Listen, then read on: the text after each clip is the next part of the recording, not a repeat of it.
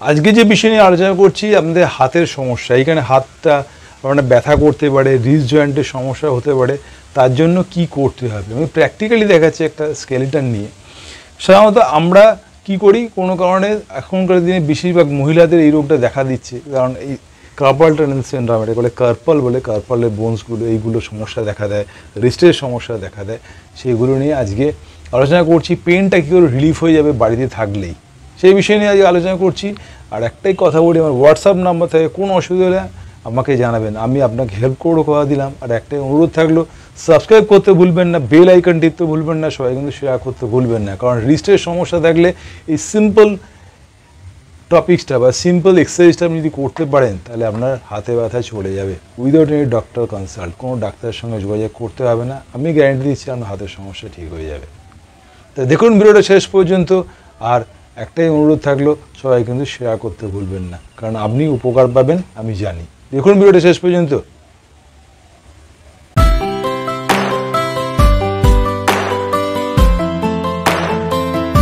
আজকে যে বিষয় নিয়ে আলোচনা করছি, বিষয়টা হচ্ছে যে রিস্টের সমস্যা। ধরুন আমাদের একটা এই যে হাড় আছে, এই যে দেখছেন আমাদের হাড়, এখানে দুটো হাড় আছে, এই জায়গাটায় দুটো হাড় থাকে, ওপরে থাকে একটা হাড়, এটা বলে হিউমেরাস, এটা বলে রেডিয়াস আলনা।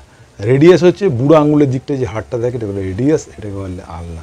তো এই বুড়ো আঙুলের দিকে, এটা ধরুন বুড়ো আঙুলের দিকে যে হাড়টা থাকে, এটা এখানে কোনো কারণে যদি পড়ে যান, আমরা কী করি, হাত দিয়ে বাঁচাবার চেষ্টা করি। যখনই বাঁচাবার চেষ্টা করি তখন এই জায়গাটা চোট লাগে বা এই জায়গাটা ভেঙে যায়, এটাকে বলে কলেজ ফ্র্যাকচার বলে, এই জায়গাটা ভেঙে যাওয়ার চান্স থাকে।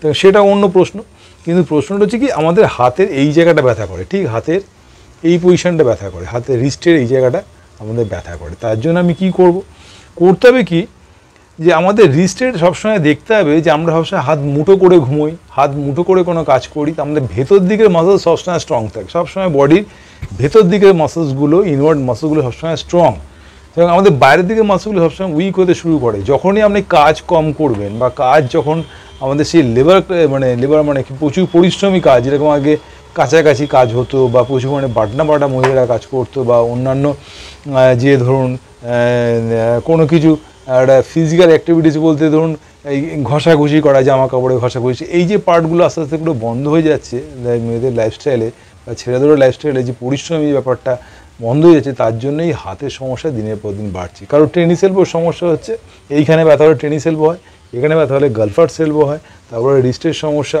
এই সমস্যাগুলো বেশি করে দেখা দিচ্ছে। তা আজকে যে বলছি, আমাদের সবসময় হাতের পিছন দিকের মাসেলগুলোকে স্ট্রং করতে হবে, পিছন দিকে এক্সটেন্সর গ্রুপ মাসেলস, এই মাসেলগুলোকে যত স্ট্রং করবেন তত দিকে আপনার এই হাতের ব্যথাগুলো চলে যাবে। তো কী বলছি, পিছন দিকের মাসেলস, এই পিছন দিকের মাসেলগুলো আপনার স্ট্রং করতে, তার জন্য কী হয়, এক্সটেন্সর গ্রুপ মাসেল স্ট্রং করতে হবে। এই যে হাতটা আমি দেখাচ্ছি, এই যে বুড়ো আঙ্গুল, এটা ইন্ডেক্স ফিঙ্গার, এটা বিগ ফিঙ্গার, এটা রিং ফিঙ্গার, এটা লিটল ফিঙ্গার, সবসময় পিছন দিকের পার্টগুলোকে আপনাকে স্ট্রং করবো, পিছন দিকের মাসেল, হাতের বাইরের দিকের মাসেলসগুলোকে সবসময় স্ট্রং করবো, এই দিকের মাসেলসগুলোকে আপনি সবসময় স্ট্রং করবো। তার জন্য কী করতে হবে, সবসময় হাতের মুভমেন্টটা পিছন দিকে করুন, পিছন দিকে করুন, এই পিছন দিকে হাতের মুভমেন্ট সবসময় পিছন দিকে, এই পিছন দিকে করুন, সামনের দিকে ফ্লেকশনের থেকে পিছন দিকে, এই দিকের মাসেলসগুলো সবসময় স্ট্রং করতে হবে, এইদিকে মাসেল। সারাদিনে যখন বসে থাকবেন তখনই সবাই পিছনের দিকে এক্সটেনশন করুন, এমন করে ধরুন 1 2 3 4 5 6 7 8 9 10, আবার 1 2 3 4 5 6 7 8 9 10, এরকম হাতে সোজা করে করেন। এই যে পিছন দিকে ধরুন টান পড়ছে, এই পিছন দিকে মাসেলগুলো টান পড়ছে, এই পিছন দিকে মাসেল যখনই টান পড়বে তখন দেখবেন এই মাসেলগুলো আপনার অ্যাক্টিভিটিসগুলো বাড়বে। এইখানে যে কার্পালে যে হাড়গুলো আছে, তার উপরে যে লিগামেন্টগুলো থাকে, মাসেলসগুলো থাকে, সবগুলো এক্সটেনশন করতে হবে। এটাকে এর যে ফ্লেকশন, এটাকে ডরসাম বলে, ডরসামের এক্সটেনশন পার্টটাকে আপনাকে রেডি করতে হবে পিছন দিকে।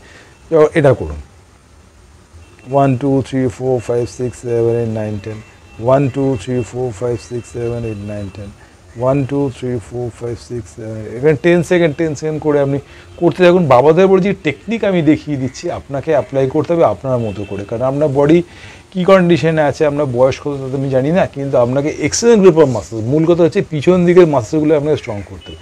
যত পিছন দিকের মাসেলস আপনি স্ট্রং করবেন তত আপনার হাতের ব্যথায় চলে যাবে। আর যদি খুব বেশি ব্যথা হয়, রেডনেস থাকে, তাহলে অবশ্যই বরফ দেবেন, কোনো আঘাত লাগলে অবশ্যই বরফ দেবেন, সবার আগে গরম শেক সাধারণত দেবেন না, কোনো আঘাত লাগলে অবশ্যই বরফ দেবেন। সেটা ঘন্টায় 4 থেকে 5 মিনিট করে দিতে পারেন, প্রতি ঘন্টায় আপনাকে 5 থেকে 6 মিনিট করে দিতে পারেন, দিনে ধরুন 6-7 বার দিতে পারেন। কিন্তু আপনাকে কন্টিনিউয়াসভাবে বেশি বরফ দেবেন না।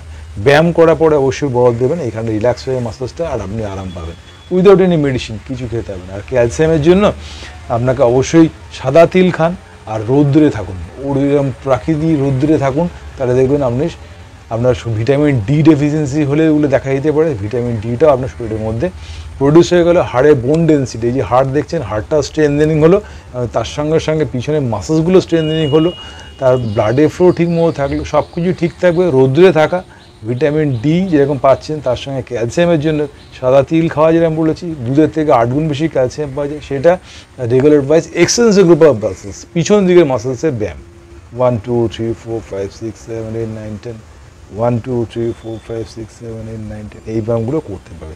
পিছন দিকে মাসেলগুলোকে স্ট্রেনথেনিং করে, পিছন দিকে মাসেল স্ট্রেনথেনিং, পিছন দিকের মাসেলস এরকম করে আপনি এটা এক্সারসাইজ D1, এই এক্সারসাইজটা আপনি করতে পারেন। এখান থেকে তুলে D2 এক্সটেনশন করতে পারেন, D2, এটা D1 এবং D2, এটাও এর সঙ্গে আপনি জুড়ে দিতে পারেন। তাহলে দেখুন পিছন দিকের মাসেলগুলো সবসময় স্ট্রেনথেনিং হবে, যত স্ট্রেনথেনিং হবে আপনার হাতে ব্যথা চলে যাবে। কারণ এই প্রমাণ করেছে আমার চেম্বারে পেশেন্টদের জন্য, তারা এই সমস্যা নিয়ে আসে, তারা ভালো আছে, তাই জন্য আপনাদের ভিডিওগুলো দিই, তারাও আপনারাও ভালো থাকুন। আর একটাই অনুরোধ থাকলে, আমি কিন্তু কোনো পয়সা নিই না, কোনো কারণে কারোর কাছ থেকে আমি পয়সা নিই না, অনলাইনে কোনো কথা বললে আপনি অবশ্যই আমার হোয়াটসঅ্যাপে কথা বলতে পারেন, হোয়াটসঅ্যাপ নাম্বার থাকে। আর একটাই অনুরোধ থাকলো, আপনি উপকার পাচ্ছেন, আপনি সবাইকে শেয়ার করবেন, আমার কথা বলবেন, তারাও যেন এই উপকার থেকে বঞ্চিত না হয়, তারাও যেন এই উপকারটা পায়, তারাও যেন আমায় ফোন করে তাদের কোনো সমস্যা থাকলে। ভিডিওটা দেখলেন, একটাই অনুরোধ বলি যে সবাই ভালো থাকুন, সুস্থ থাকুন, ভগবানের আশীর্বাদে।